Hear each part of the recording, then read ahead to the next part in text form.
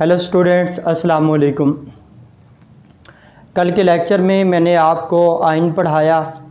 Ions की दो types,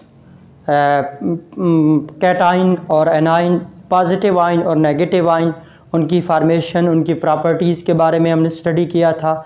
और उसके साथ ही हमने मॉलिक्यूलर आयन और उसकी फार्मेशन और एमडी कैट के हवाले से उसके कुछ पॉइंट्स स्टडी किए थे। आज का हमारा टॉपिक है आइसोटॉप्स।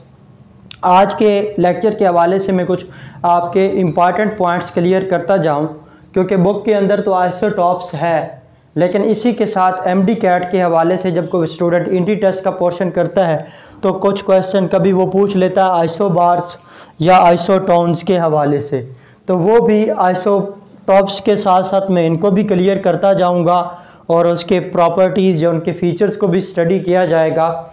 अब बजाय इसके मैं आइसोटॉप्स को आपको पढ़ाऊं, उससे पहले मैं आपको मास नंबर और एटॉमिक मास में फ़र्क बताना चाहता हूं, क्योंकि जब हम आइसोटॉप्स को स्टडी करते हैं तो वहां पे कुछ बुक्स में, क्योंकि मैंने काफ़ी जगह पे पढ़ा, ऑब्ज़र्व किया, कुछ बुक्स में लिखता है मास नंबर, कुछ बुक्स में लिखा जाता है एटॉमिक मास।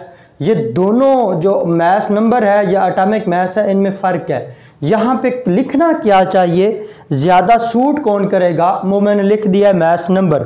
आते हैं पहले इनके फ़र्क को देखते हैं, फिर हम आइसोटॉप्स के बारे में स्टडी करेंगे। मास नंबर क्या है? मास नंबर बेसिकली क्या है? Sum of proton and neutron. Protons और न्यूट्रॉन्स को आप ऐड अप करते हैं तो जो रिज़ल्ट आएगा उसको हम मास नंबर कहते हैं। और ये जो मास नंबर है ये हमेशा होल नंबर की फॉर्म में होता है, जैसा कि 2 है, 3 है, 5 है, 16 है, 12 है। ये कभी भी ये डेसिमल फॉर्म में नहीं होगा। किस तरह? जिस तरह मैंने लिखा ना 1.008, तो ये इसको होल नंबर नहीं कहते, ये डेसिमल फॉर्म है। हम क्या कह रहे हैं कि मास नंबर को हमेशा किस में लिखा जाता है? होल नंबर में लिखा जाता है। यहाँ पे जैसे 16 है या 12 है। यहाँ पे एटॉमिक मास क्यों नहीं लिखेंगे? क्योंकि एटॉमिक मास किसी एक एटम का मास नहीं होता। बेसिकली जो एटॉमिक मास होता है वो मास ऑफ एलिमेंट होता है, और एलिमेंट्स आपको पता है कि same type of atoms combined होते हैं तो एलिमेंट बनता है। तो वो जो एलिमेंट का मास होगा उसको हम एटॉमिक मास कहते हैं, और ये किसी एक एटम का मास नहीं होता। ये बेसिकली किसी भी एलिमेंट के जितने आइसोटॉप्स प्रेजेंट होते हैं उन तमाम के मैसेज को ऐड कर दें, यानी जितने भी उनके आइसोटॉप्स लाई कर रहे हैं किसी एलिमेंट के, तो उनके तमाम आइसोटॉप्स के मास नंबर का एवरेज ले लें, तो जो रिजल्ट आता है उसको हम कहते हैं एटॉमिक मास। एग्जांपल देता हूं, ऑक्सीजन आपको पता है एक बड़ा ही इंपॉर्टेंट एलिमेंट है। 8, 16, 8, 17, 8, 18। अब ये एक एटम को रिप्रेजेंट कर रहा है, ये एक एटम को रिप्रेजेंट कर रहा है जिसका मास नंबर 17 है। ये ऑक्सीजन एटम एक एटम को रिप्रेजेंट कर रहा है जिसका मास नंबर 16 है, और इसका मास नंबर कितना है? 18 है। अगर हम इन तमाम के मास नंबर्स को ऐड करके उसका एवरेज ले लेते हैं तो जो रिजल्ट आता है वो ये लिखा हुआ है। क्या आता है? 15.99। बेसिकली जो 15.99 आया है ये क्या है? Atomic mass of oxygen element. ये जितने ऑक्सीजन के आइसोटॉप्स हैं, कितने हैं? 3 हैं। उन तीनों आइसोटॉप्स के, ये मैंने लिख दिया, average number of the protons and neutrons of all isotopes. Average लेंगे, जितने भी हमारे पास आइसोटॉप्स हैं उनके हम तमाम आइसोटॉप्स के मास नंबर्स को ऐड करके उनका एवरेज ले लें तो जो हमारे पास रिजल्ट आता है वो बेसिकली एटॉमिक मास होता है। और एटॉमिक मास किसी एक आइसोटॉप का मास नहीं होता, बेसिकली क्या होता है, ये average of the isotopes of an element होता है। और ये किस को रिप्रेजेंट करता है, एटॉमिक मास जब हम लिखते हैं तो ये मास ऑफ एलिमेंट को रिप्रेजेंट करता है, मास ऑफ आइसोटॉप को रिप्रेजेंट नहीं करता। और ये होल नंबर नहीं होता, डेसिमल नंबर होता है। जैसे हम ऑक्सीजन की बात करें तो ऑक्सीजन के आइसोटॉप्स 3 हैं, जिनमें 1H1 protium, 1H2 deuterium, 1H3 tritium. तो ये जो आपके पास ऑक्सीजन का मास आया 1.00, हाइड्रोजन का 1.008, this is the average of number of protons and number of neutrons of all isotopes of hydrogen atom. तो ये बेसिकली क्या है, atomic mass of hydrogen element है 1.008, और ये तमाम जो हाइड्रोजन के आइसोटॉप्स हैं उनकी एवरेज है। तो इसलिए ये फ़र्क याद रखें, जब आइसोटॉप्स की बात आपने करनी है यहाँ पे एटॉमिक मास नहीं लिखा जाएगा, बल्कि क्या लिखना है, मास नंबर। और मास नंबर हमेशा होल नंबर होता है। और ये जो एटॉमिक मास है ये क्या है, average of the masses number of all isotopes of an element. और ये डेसिमल होता है। और ये किसको रिप्रेजेंट करता है, एटॉमिक मास। बेसिकली ये किसी एक आइसोटॉप का मास नहीं है, बल्कि क्या है, ये किसी एक एलिमेंट का एटॉमिक मास है। ये फर्क मैंने आपको समझाना था। उम्मीद है आपके लिए ये एक अट्रैक्टिव पॉइंट होगा, इसको यूनिक पॉइंट की फॉर्म में आप लिख लेंगे। नेक्स्ट मैं पॉइंट करता हूं, आइसोटॉप्स क्या है। द आइसोटॉप्स बेसिकली क्या है, ये आपके पास एक एग्जांपल मैंने लिखी है, 3 एग्जांपल्स, कार्बन 612, कार्बन 613, कार्बन 614। इनमें जो नीचे नंबर लिखा जाता है इसको हम बोलते हैं एटॉमिक नंबर, या इसी को हम बोलते हैं प्रोटॉन नंबर। अब देखो कार्बन, ये भी कार्बन एटम है, ये भी कार्बन एटम है, ये भी कार्बन एटम है, सारे एक ही एलिमेंट के एटम हैं। किसके एलिमेंट है, कार्बन एलिमेंट के 3 डिफरेंट एटम्स हमने लिखे जिनका एटॉमिक नंबर सेम है, यानी सबका प्रोटॉन नंबर सेम है। लेकिन अगर आप देखें तो इन सब का मास नंबर डिफरेंट है, यानी नंबर ऑफ प्रोटॉन्स और इनके नंबर ऑफ न्यूट्रॉन्स या मास नंबर क्या है, डिफरेंट है। तो फिर ये जो एटम्स हैं जिनके एटॉमिक नंबर सेम होते हैं बट मास नंबर डिफरेंट होते हैं, फिर ये एक दूसरे के आइसोटॉप्स कहलाते हैं। तो डेफिनेशन क्या बनी आइसोटॉप्स की, the atoms of the same element having same atomic number but different mass number are called isotopes।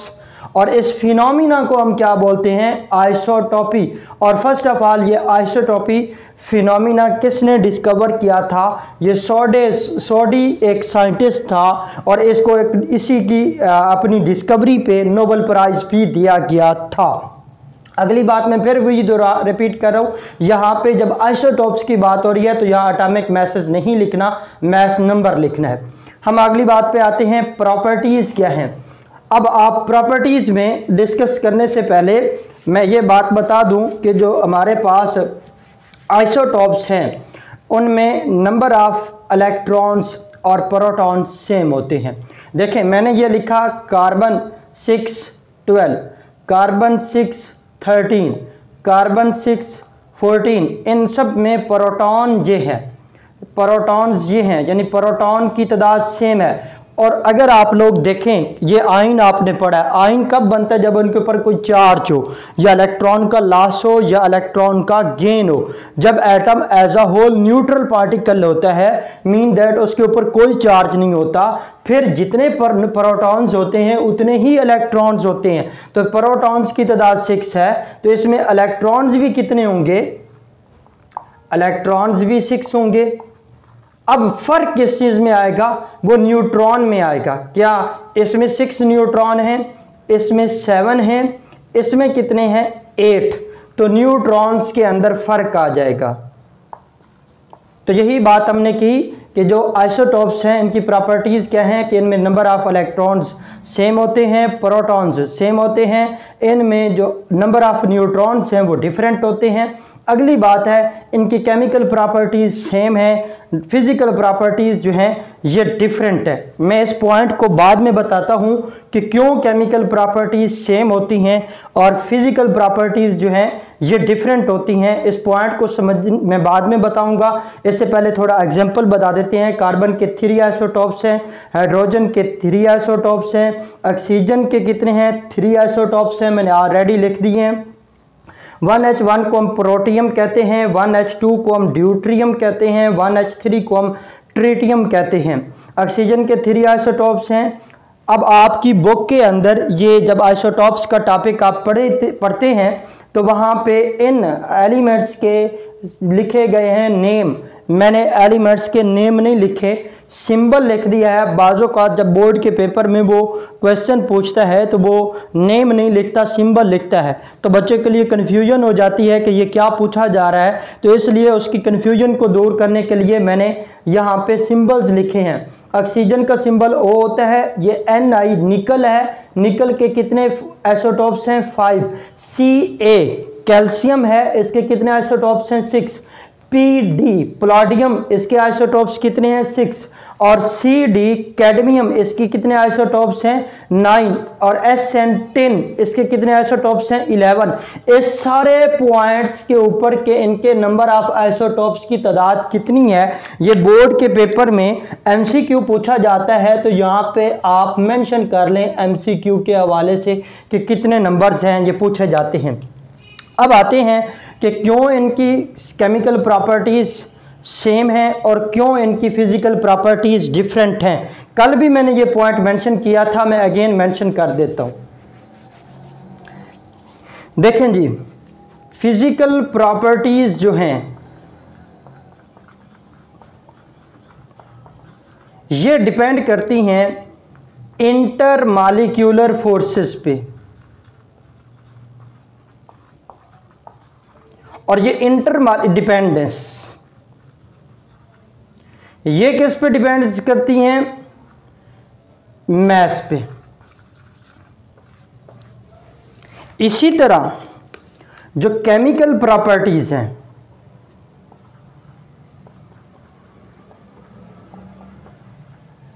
ये डिपेंड करती हैं इलेक्ट्रॉन्स के ऊपर। अब आ जाती हैं, अभी आपने ये पॉइंट पढ़ा और ये आपके बोर्ड के लिहाज से एक बहुत ही इंपॉर्टेंट क्वेश्चन आता है।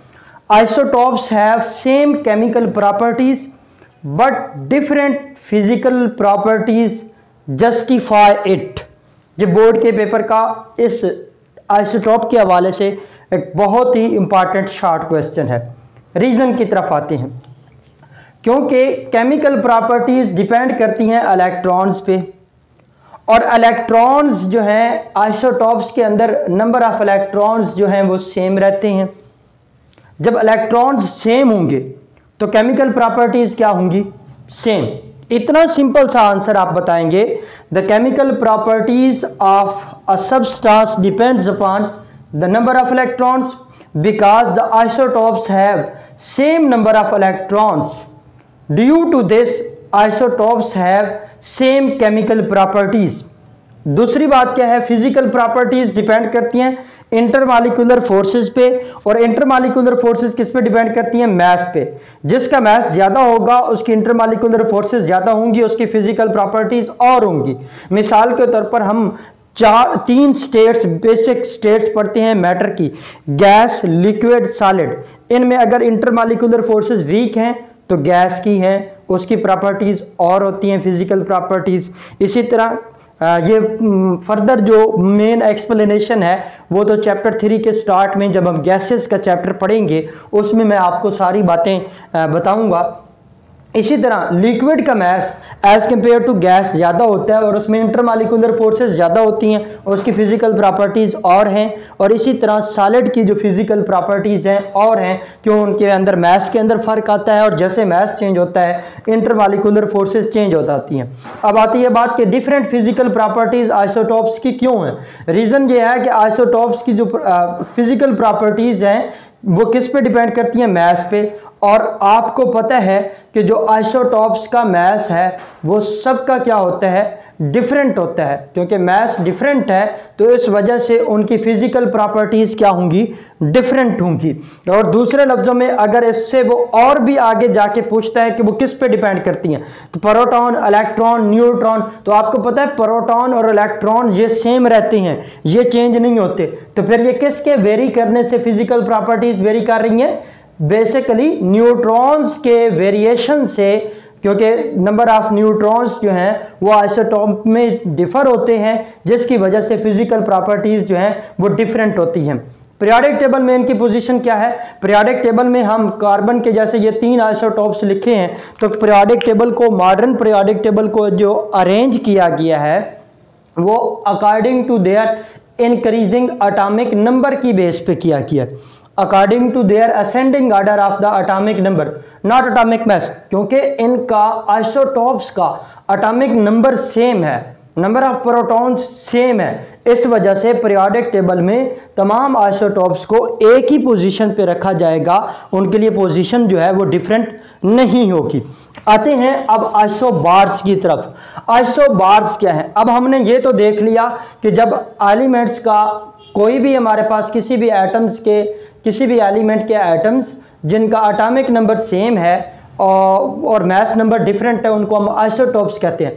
अगर मास नंबर सेम हो जाए और एटॉमिक नंबर डिफरेंट हो जाए फिर क्या पॉसिबिलिटी होगी, आइसोबार्स। यहाँ पे हम एलिमेंट सेम ले रहे थे, इधर एलिमेंट सेम नहीं रहेगा, एलिमेंट डिफरेंट होगा। 2 और more different elements having same mass number, यानी 2 या 2 से ज़्यादा ऐसे एलिमेंट्स जिनका मास नंबर क्या हो, सेम हो बट डिफरेंट एटॉमिक नंबर, उनका एटॉमिक नंबर क्या हो, डिफरेंट हो। एग्जाम्पल की तरफ आते हैं, जैसा कि ये सल्फर है, ये देखें सबका मास नंबर क्या है, सेम है। अब देखें ये तमाम के तमाम एटम्स जो हमने लिए हैं वो डिफरेंट एलिमेंट्स के हैं, सेम नहीं है। ये सल्फर एलिमेंट का एटम है, ये क्लोरीन एलिमेंट का एटम है, ये आर्गन एलिमेंट का एटम है, ये पोटाशियम एलिमेंट का एटम है, ये कैल्शियम एलिमेंट का एटम है। तो ये क्या है, डिफरेंट एटम्स हमने डिफरेंट एलिमेंट्स के लिए जिनका मास नंबर क्या है, सेम है, बट इनका एटॉमिक नंबर क्या है, डिफरेंट है। ये देख सकते हैं आप, इसका 16 है, इसका 17 है, इसका 18 है, इसका 19 है, इसका 20 है, तो इसका एटॉमिक नंबर डिफरेंट है। फिर ये जो एटम्स हैं ये एक दूसरे के क्या कहलाते हैं, आइसोबार्स। अगली बात पे हम आते हैं, क्योंकि इनका जो मास नंबर है, क्योंकि हमारी फिजिकल प्रॉपर्टीज किस पे डिपेंड कर रही हैं, मास पे, क्योंकि इन सब का मास नंबर सेम है तो इनकी फिजिकल प्रॉपर्टीज क्या रहेंगी, सेम रहेंगी, लेकिन केमिकल प्रॉपर्टीज क्या होंगी, डिफरेंट, क्योंकि एटॉमिक नंबर डिफरेंट है। एटॉमिक नंबर डिफरेंट होने की वजह से इसमें नंबर ऑफ इलेक्ट्रॉन 16 है, इसमें नंबर ऑफ इलेक्ट्रॉन 17 है, इसमें नंबर ऑफ इलेक्ट्रॉन्स 18 है, इसमें नंबर ऑफ इलेक्ट्रॉन्स 19 है, और इसमें नंबर ऑफ इलेक्ट्रॉन 20 हैं। क्योंकि इनमें नंबर ऑफ इलेक्ट्रॉन डिफरेंट हैं तो जिसकी वजह से इनमें केमिकल प्रॉपर्टीज जो हैं वो डिफरेंट होंगी। अब एमडी कैट में क्वेश्चन किस तरह पूछा जाएगा, isobars differ in chemical properties, physical properties, both, none of this. तो आप लोगों के लिए ये जो मैंने दरमियान वाला पॉइंट लिखा है इसके ऊपर लिख लें, ये इसको अच्छी तरह नोट कर लें, बल्कि यूनिक पॉइंट का इसको मैं मोस्टली आपने लेक्चर्स में नेम देता हूं जिन पॉइंट्स का, तो वो एमडी कैट के हवाले से होते हैं, जो इनके ऊपर एमडी कैट का पॉइंट दे दिया करें तो आपको इससे पॉइंट आइडिया हो जाएगा। क्योंकि जब आपको कंसेप्ट होगा फिर आपके लिए रट्टा लगाने की ज़रूरत नहीं पड़ेगी, आप पॉइंट पे चले जाएंगे, क्योंकि आइसोबार्स के अंदर मास नंबर नंबर सेम है, इसका मतलब है इनकी फिजिकल प्रॉपर्टीज़ क्या हैं, सेम है। इनमें नंबर ऑफ इलेक्ट्रॉन्स क्या हैं, वेरी कर रहे हैं, इस वजह से इनकी केमिकल प्रॉपर्टीज़ क्या होंगी, डिफरेंट होंगी। और लास्ट वाला पॉइंट, आइसोटोन्स क्या चीज़ हैं।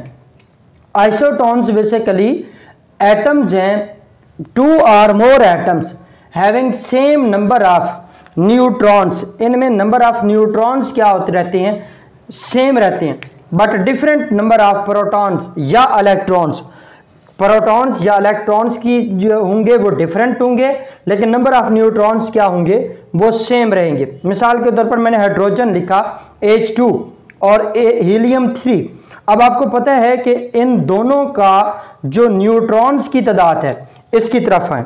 जब मैंने लिखा ना H2 तो 1H2, इसमें प्रोटॉन कितने हैं, 1, इलेक्ट्रॉन कितने हैं, 1, न्यूट्रॉन कितने हैं, ये देखें, तो फिर न्यूट्रॉन भी कितने बनेंगे, 1।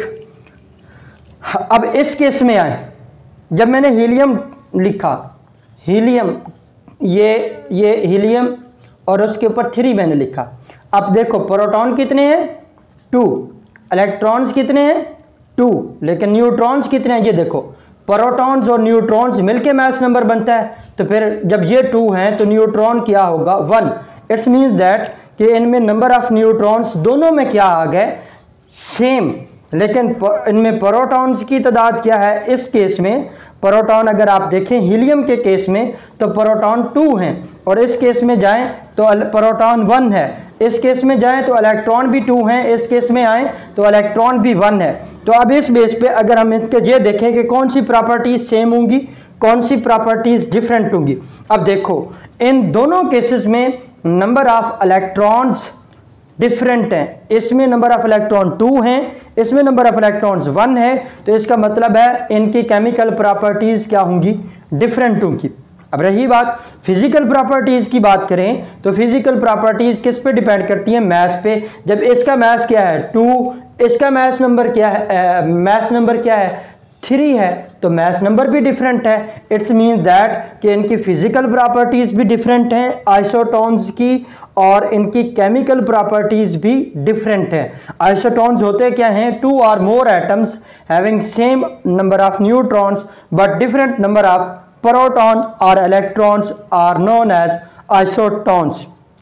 तो ये था हमारा आइसोटोप। इसके हवाले से ये जो मास नंबर और एटॉमिक मास का डिफरेंस मैंने बताया है, ये एक अट्रैक्टिव पॉइंट है, इस चीज़ को आपने माइंड में रखना है। और दूसरा यूनिक पॉइंट मैंने फिजिकल प्रॉपर्टीज़ और केमिकल प्रॉपर्टीज़ के बारे में बताया कि इनकी डिपेंडेंस किस पे है और ये किस पे डिपेंड करती हैं। इस पॉइंट को नोट करना है। और एंट्री टेस्ट के हवाले से या MD कैट के हवाले से या इंजीनियरिंग टेस्ट के हवाले से ये 2 पॉइंट्स भी बड़े इंपॉर्टेंट है, आइसोबार्स और आइसोटोन्स, और उनकी प्रॉपर्टीज़ के अंदर क्या वेरिएशन आता है, केमिकल प्रॉपर्टीज़ कौन सी होंगी, फिजिकल प्रॉपर्टीज़ में क्या होगा, और इसी तरह केमिकल प्रॉपर्टीज़ और फिजिकल प्रॉपर्टीज़ में क्या डिफरेंस है। तो ये था हमारा आज का आइसोटॉप्स के हवाले से लेक्चर। उम्मीद है आप लोगों को ये लेक्चर समझ आया होगा। इसको अच्छी तरह नोट कर लें और आपने इसके नोट्स बनाया करें, जब भी लिख रहे हुए हों इनको पढ़ते हुए नोट्स बनाया करें, बुक पे इनके पॉइंट्स को मेंशन कर लिया करें। आज तक के लिए इस लेक्चर के हवाले से इतना ही काफ़ी है। नेक्स्ट इसकी रिलेटिव अबंडेंस ऑफ आइसोटॉप्स के बारे में बात करूँगा, यहाँ तक कि काफ़ी है। वमा अलैना इल्लल बलागुल मुबीन।